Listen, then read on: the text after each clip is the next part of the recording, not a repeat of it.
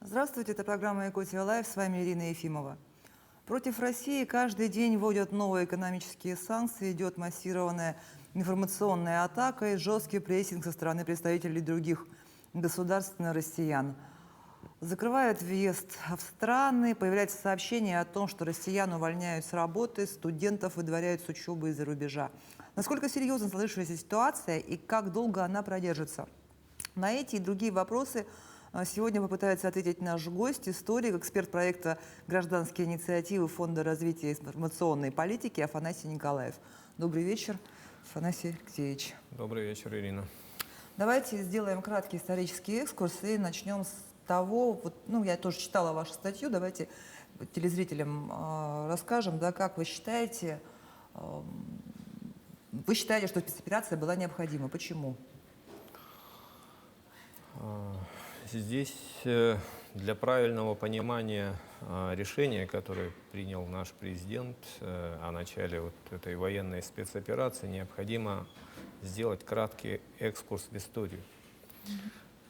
Дело в том, что сам термин «Украина» изначально и в польских, и в русских источниках использовался как окраина, граница. И действительно государственность Украины, она начинается только в советское время. В 1919 году большевики создают Украинскую Советскую Республику.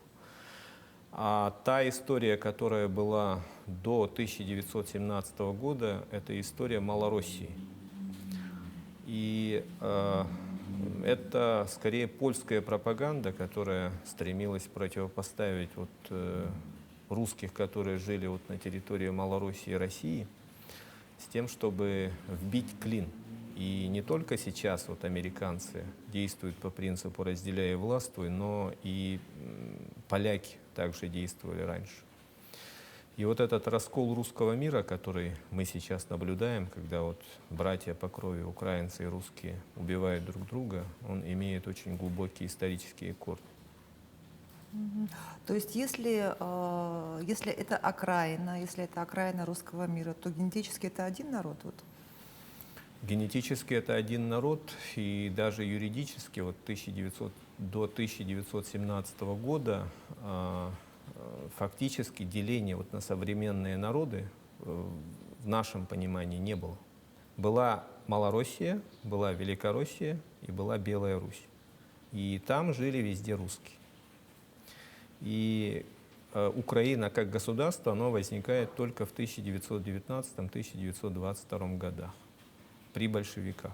И президент Путин, когда говорит о том, что именно в то время была заложена такая бомба, и о том, что государственность начинается именно с этого времени, он прав.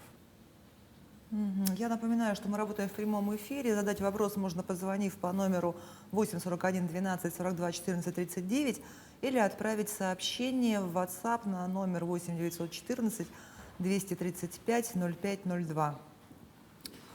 А какие были предпосылки к началу проведения спецоперации именно сейчас? Почему не было возможно признать независимость тех же Донецкой и Луганской народных республик 8 лет назад, 5 лет назад? Судя по тем данным, которые получили в ходе этой военной спецоперации, действительно Украина готовилась к массированному наступлению на Донбасс, была сконцентрирована очень большая армия. Украинское руководство начало заявлять о том, что они будут создавать грязную атомную бомбу. К тому же сейчас подтвердилась информация о наличии целой сети американских биолабораторий по разработке биологического оружия. И была прямая угроза национальной безопасности России. И было принято такое очень тяжелое, непростое решение. И по сути наши солдаты, наши офицеры там защищают по сути нашу страну и освобождают братский украинский народ. Это не агрессия, поскольку это, я подчеркиваю, это один народ. И по сути это Советский Союз, одна страна. И даже вот некоторые юристы считают, что де юре Советский Союз существует. А Россия, как известно, является правопреемником Советского Союза. То есть вот наши войска, они действуют на территории Советского Союза. Поэтому вот довольно спорный даже с юридической точки зрения момент. И об этом вот наши западные партнеры как-то забывают. Но ведь Советский Союз — это не только Украина, это та же Прибалтика, Ну, та же Средняя Азия. Но как, по-вашему, будет развиваться ситуация в дальнейшем? Можем ли мы сейчас делать какие-то прогнозы относительно шагов Украины и других государств?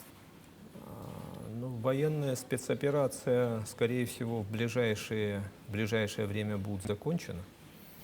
А дальше начнется самое сложное. Это вот демилитаризация, денацификация после вывода российских войск. И украинский народ уже должен сделать свой свободный выбор. И президент Путин, и наши официальные лица, они ведь заявляют, что речь не идет о том, чтобы вот навсегда наши войска туда вошли. А далее уже начнется вот период нового государственного строительства. Поскольку мы знаем хорошо, вот как в 2014 году был организован Майдан силами извне, и фактически вот многонациональному народу Украины был навязан этот фашистский, нацистский режим.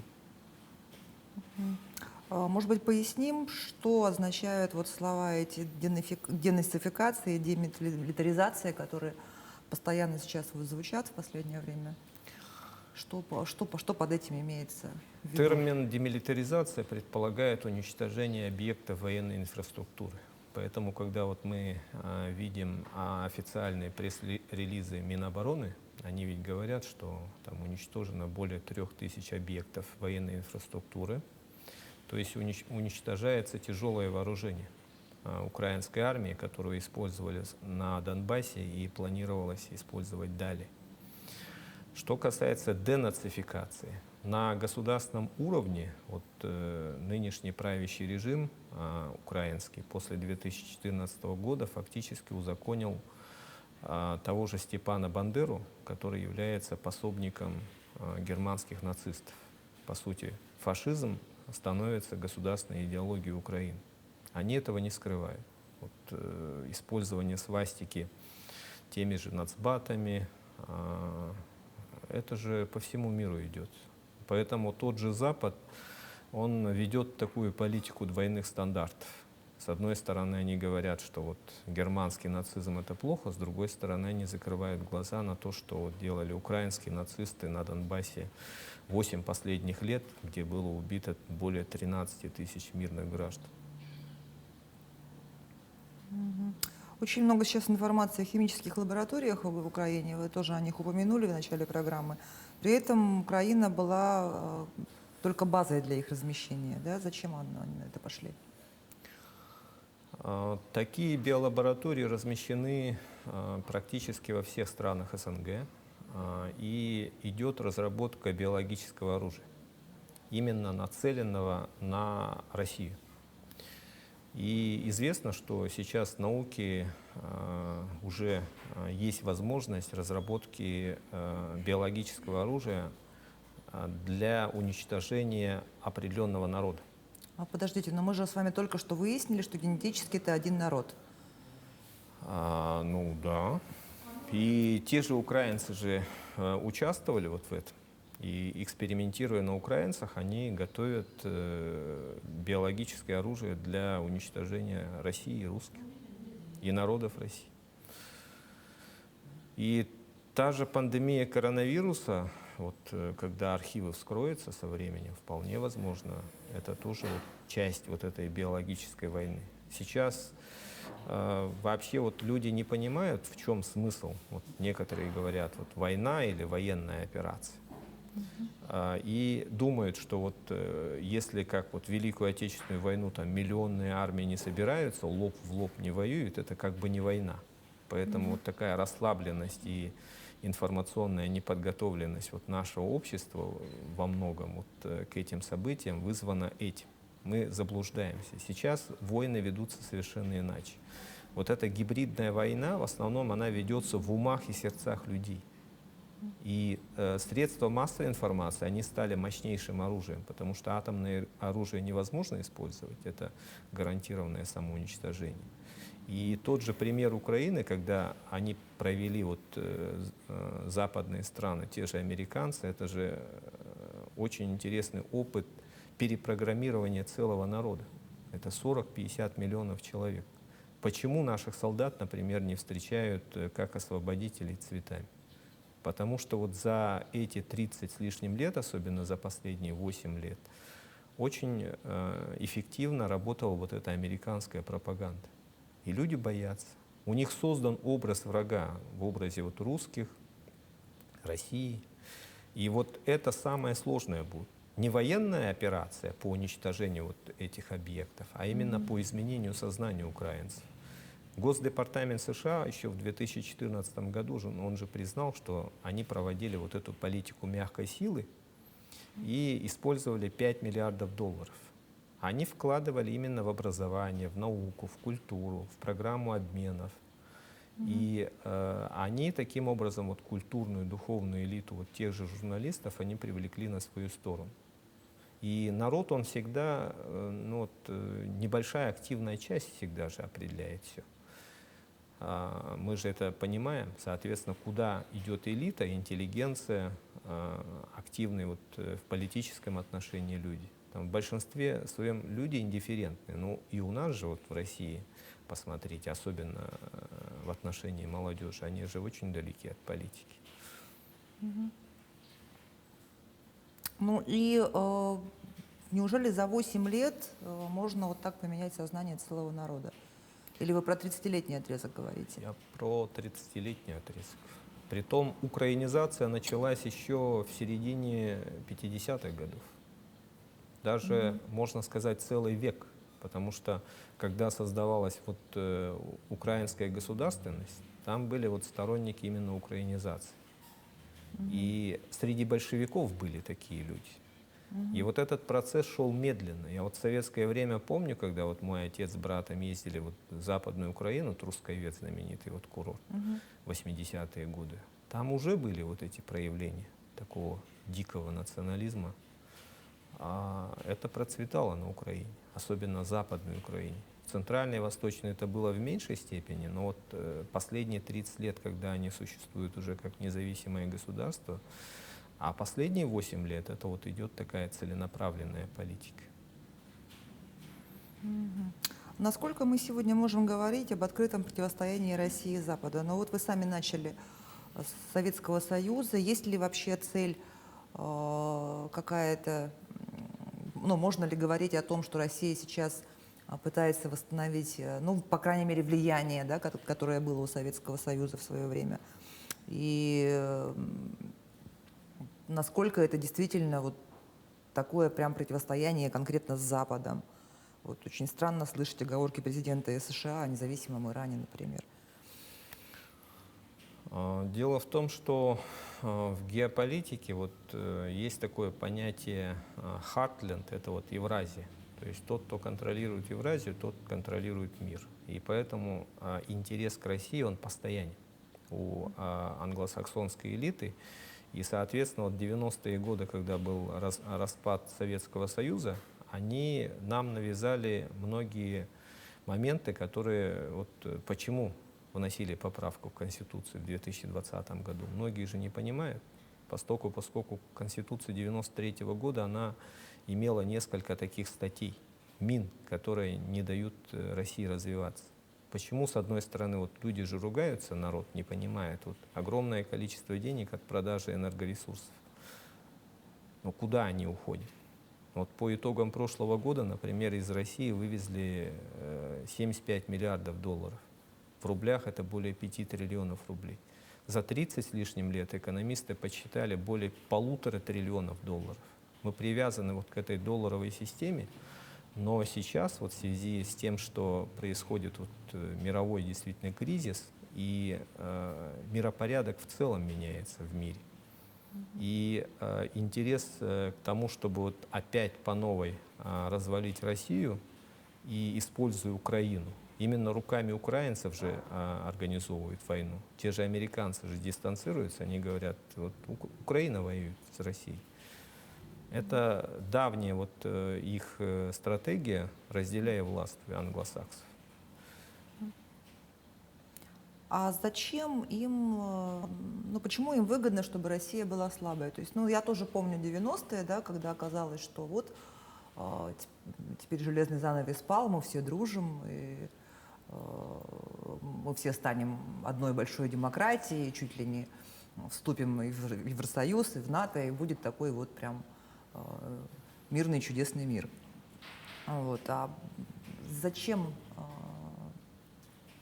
зачем им, почему им не нужна сильная Россия? Сейчас происходят очень большие изменения в мире. Резко усилился за последние 30 лет Китай. И вот союз России и Китая, он вызывает очень серьезные опасения США. И они хотят сначала обрушить Россию, которая экономически слабее Китая, и потом изнутри расколоть Китай.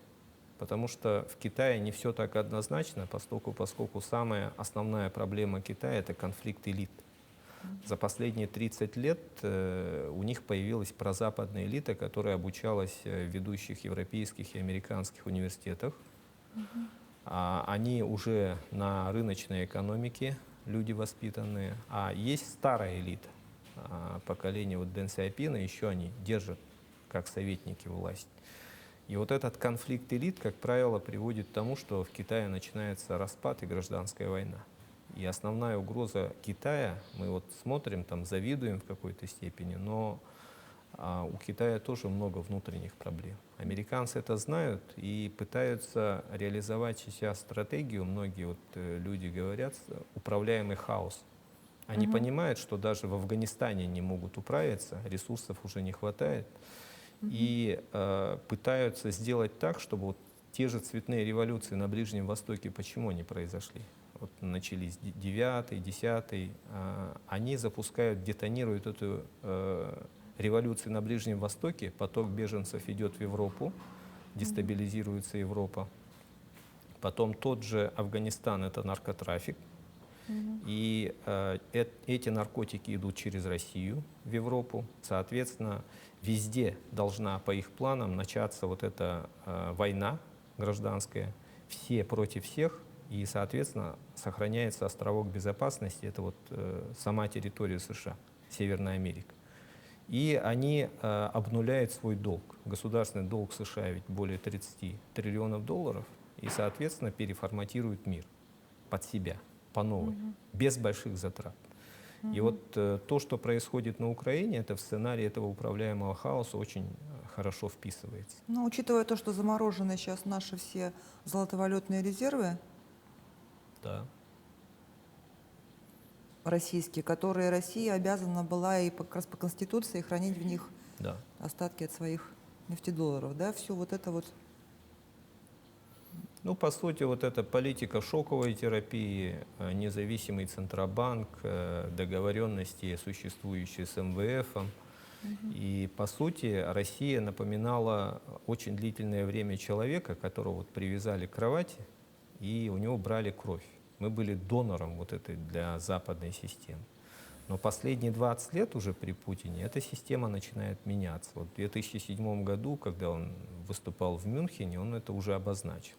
Ответом были вот события, известные в Грузии, помните, в 2008 году. Потом 2014 год, это тоже водораздел своеобразный, когда Майдан на Украине. А интерес еще к Украине связан с тем, что американцы понимают, что Украина — это ключ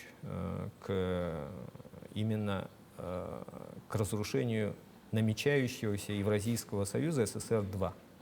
Потому что Украина — это не только там огромная территория, 40 с лишним миллионов населения, это очень развитое образование, наука. И, по сути, вот Украина, Россия, Казахстан, Беларусь — это 200 миллионов.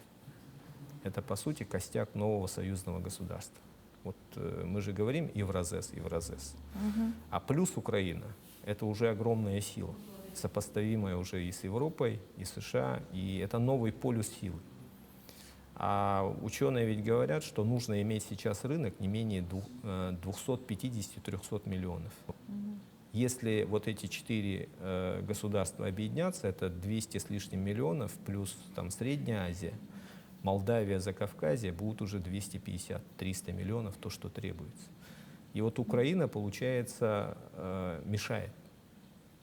Украина, которая хочет интегрироваться, дружить с Россией, она американцам не нужна. Поэтому они так за нее бьются, держатся и мешают тому, чтобы Украина интегрировалась в Евразес, дружила с Россией и возродился вот этот новый союз. Об этом Бжезинский писал в «Великой шахматной доске» еще в 90-е годы. Но смотрите, они ведь работают не только на Украине, они работают на территории многих других союзных государств, там и в Казахстане в том числе, да? Но тем не менее при попытке переворота в Казахстане там российские войска, российские военные вошли, все успокоили и ушли. И а почему с Украиной так не получилось?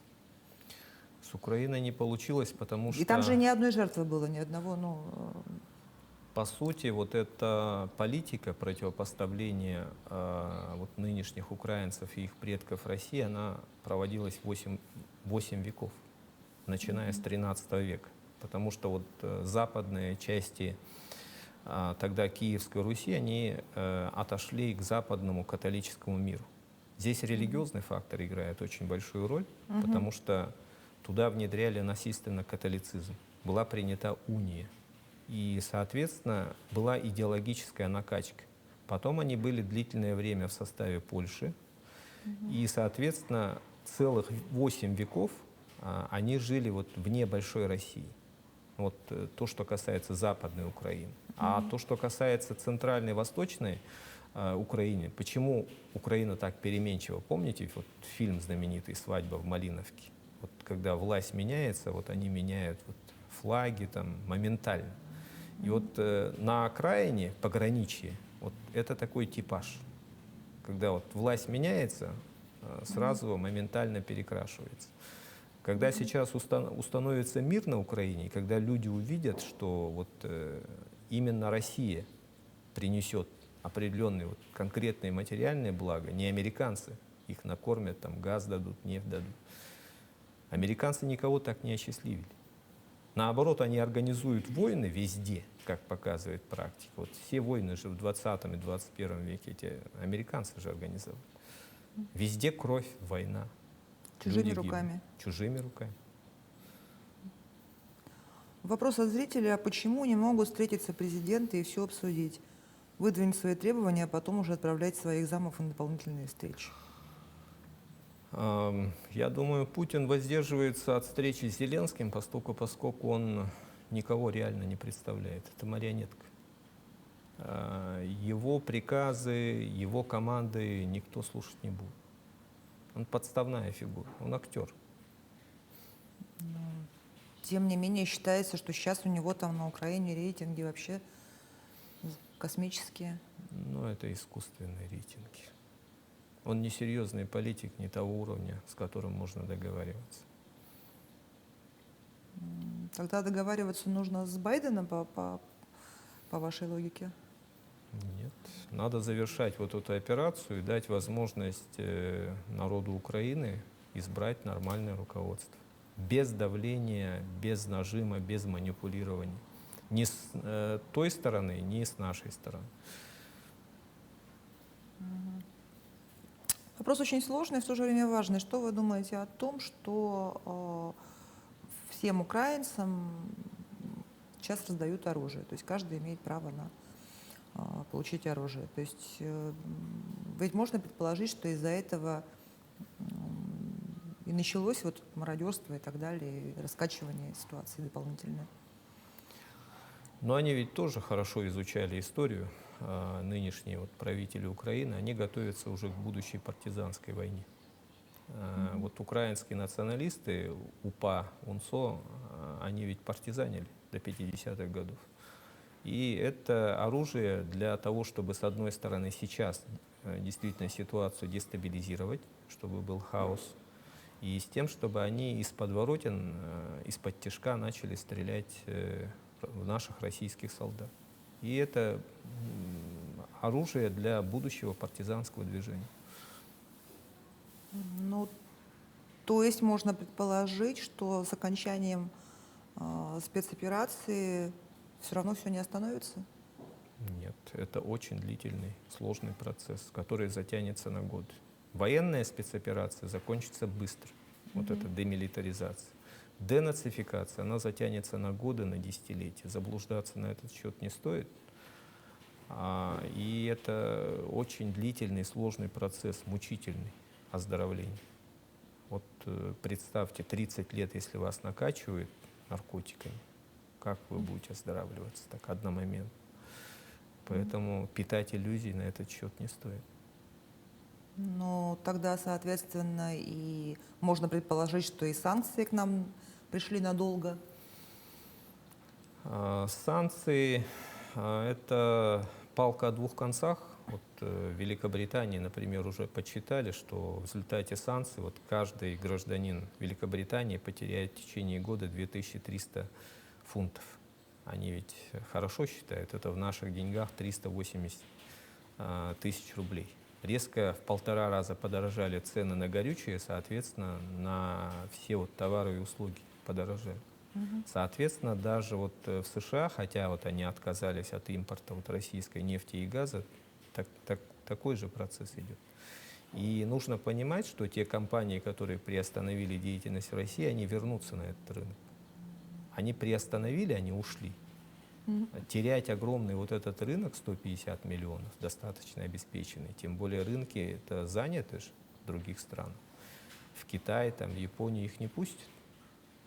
И поэтому вот та же Toyota или Lexus, они же хотели вроде бы уйти с российского рынка, но они вернулись.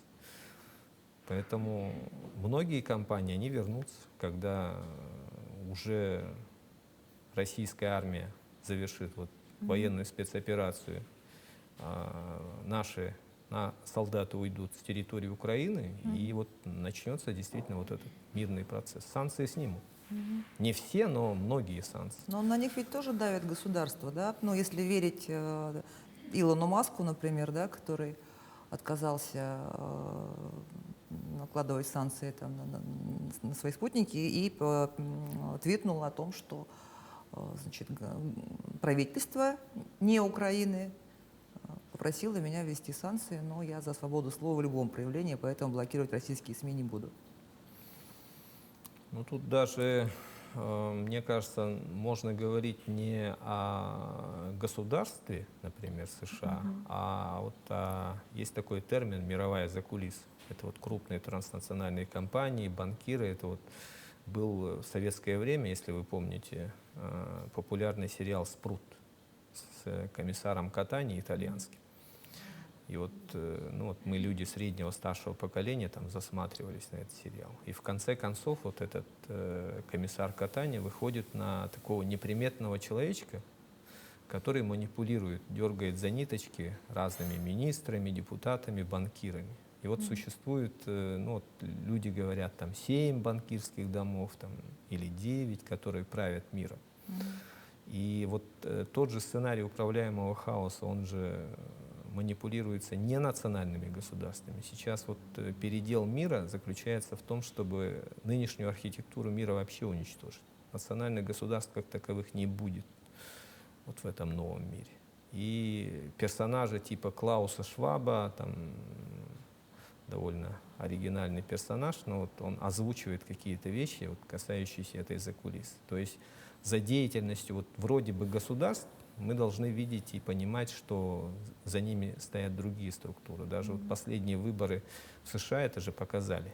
Даже действующего президента на тот момент Дональда Трампа блокировали в решающий момент.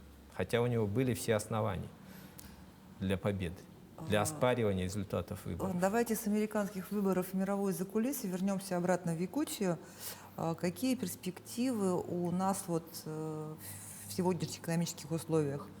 У нас же все-таки сырьевая экономика, там на алмазах все построено, все шло на экспорт. Как сейчас выбираться из сложившейся ситуации? Ну, у нас-то в основном, на самом деле, экономика ориентирована на АТР. Конечно, республика потеряет за счет Алроса. Действительно, это скрывать не нужно. Сокращение будут доходов. Но это в краткосрочной перспективе. Повышение цен, конечно, ударит это. Вот и санкции, вот эти события, это надо понимать. С другой стороны, в среднесрочной и долгосрочной перспективе мы, наоборот, многое выиграем. Потому что вот и федеральное правительство, и президент, они начали говорить о том, что будут больше денег вкладывать именно вот в развитие Дальнего Востока, соответственно, и Якутии. И сейчас очень многое зависит от руководителей регионов, которые будут предлагать какие-то инвестиционные серьезные проекты с тем, чтобы развивать производство. Вот смысл импортозамещения в чем? Мы должны развивать максимально свое производство. Это же новые рабочие места, это новые зарплаты. И, соответственно, вот те деньги, которые выводили крупные компании в офшоры, вот, например, 5 триллионов рублей, если бы вот в прошлом году не вывели, а вложили вот именно в развитие нашей внутренней экономики, какой был бы эффект, представьте. И сейчас вот эти компании вынуждены из-за этих санкций будут вкладывать именно в Россию. И те же крупные капиталы, которые ушли, вот те же олигархические структуры, там же идет конфискация богатства вот наших российских олигархов, которые ушли. И, ну, часть, которая все равно же вернется, и золото-валютные резервы все равно разморозят, никуда не денутся. В конце концов, Россия ведь контрсанкции еще не включила. Если мы отключим там газ или нефть, Европе придется снимать. Поэтому в краткосрочной перспективе Якутия и наши жители, конечно, потеряют, но в среднесрочной, долгосрочной перспективе мы выиграем от этого, наоборот. Что сейчас нужно начать развивать в первую очередь? Ну, мне кажется, вот надо продолжать. Айсен Сергеевич-то, как умный человек, он сделал ставку вот на креативную информационную экономику, поскольку как финансово грамотный человек понимает, что в условиях Крайнего Севера мы не можем там конкурировать с другими регионами. У нас климат очень сложный. Поэтому вот именно по некоторым индексам там вот критикуют же там 70-е место, 71-е место. Это объективно, потому что у нас холодно, населения мало, территория огромная. И надо продолжать вот эту политику, плюс нужно думать о самообеспечении хотя бы сельхозпродукции. Вспомнить советское время. Мы же практически вот до 91-го года в значительной степени обеспечивали. Сами себя обеспечивали. Да? У нас остается пара минут буквально до окончания программы. Хочу спросить, что это за книга? Это книга «Саха Кепсявик Кистелене», это якутская версия «Тайной истории Саха». Это ваша книга, да, это, Афанасий Николаев написан наверху. Это моя книга, она вышла в 2017 году, и вот здесь я как раз говорю, излагаю свою версию происхождения истории народа Саха, потому что любой народ без истории, без корней, как показывает вот украинский опыт, когда их лишили истории и памяти, он становится Иваном, не помнящим родства, манкуртом, который способен своего брата убивать. Что вот мы видим на Украине, а мы должны вспомнить о своих корнях, о своей истории. Поэтому нужны вот такие просветительские проекты, научно-популярные книги. Вот, я часто вот со своими единомышленниками езжу по республике, издаем такие книги. Есть портал «Якутия. Образ будущего». Мы много общаемся, ездим, и в принципе у людей есть понимание того, что нужно вернуться к корням, нужно помнить о своей истории, сохранять свой язык. И мы должны понимать, что вот все народы Евразии, они на самом деле имеют общую историю, общую культуру. Будь то там славяне, тюрки, это искусственное деление. Один мой мудрый друг, Степан Федорович Попов Аисен, вот он на простом примере доказывал вот нашу близость Саха. Он говорил, вот возьми любого человека, у него, вот если 50 поколений предков взять, это 1 миллион человек, а нас всего лишь 500 тысяч. То есть в каком-то поколении все Саха мы являемся родственниками, братьями, сестрами. Поэтому что нам делить? Зачем вот это улусничество, местничество? А если глубже копнуть, получается, мы все, вот, все народы Евразии, которые живем здесь, в России, мы так или иначе тоже являемся родственниками. Но в России столько столько десятилетий стремилась на Запад, что теперь, может быть, в нынешних условиях развернется лицом на восток и поймут, что будущее, в общем, в Евразии и так далее.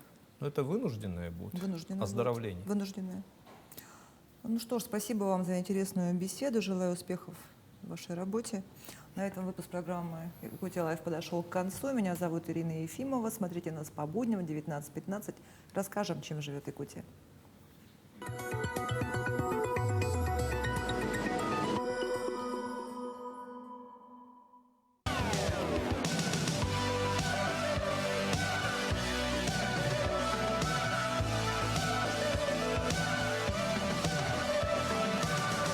Джинса с нами теплее.